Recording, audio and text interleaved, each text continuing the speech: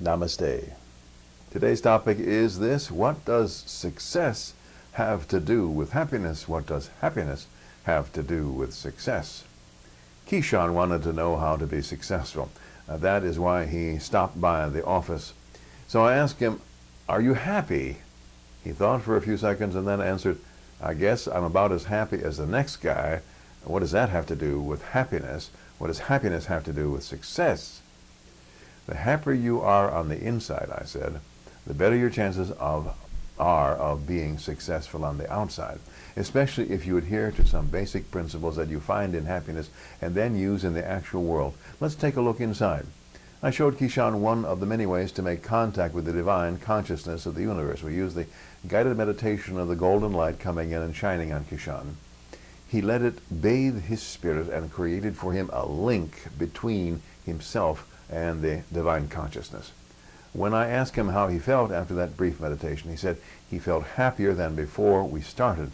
I asked him what ideas had been generated in his spirit. He said, kind of like I felt I wanted to give that happiness away, like it was something I was supposed to do. I told him he hit upon a principle that would serve him well as he sought success. He found the beginning of a moral code that he must never violate. He must give happiness away. How do you do that in success? Try to make sure that everyone is treated as you would like to be treated. This usually means fairly and honestly. Try to build up everyone who is part of your success by being honest and fair. I told Keyshawn that anything less than keeping pace with your moral sense would diminish your happiness. Diminishing your own happiness may decrease your sense of success. Which brings us to your definition of success, I said. When you're happy inside, then your definition of success in the world will be different than your definition when you're not happy inside. Keyshawn wanted to know what I meant. I told him that when you drive to be a success and have not found happiness in your spirit, you will never be satisfied. You will strive and will even gain great success, maybe even a great deal of success, but without happiness, you won't be satisfied. You'll be driven and driven, never enough, never complete. You may be so driven that you will be distracted from your principles of honesty and fair play. You will drop farther and farther into the pit of despair because you will never believe you have enough to be content. Then you will be letting the world define success. When you don't have as much as the next person, you will never be content. But when you carry happiness in your spirit, you will know contentment.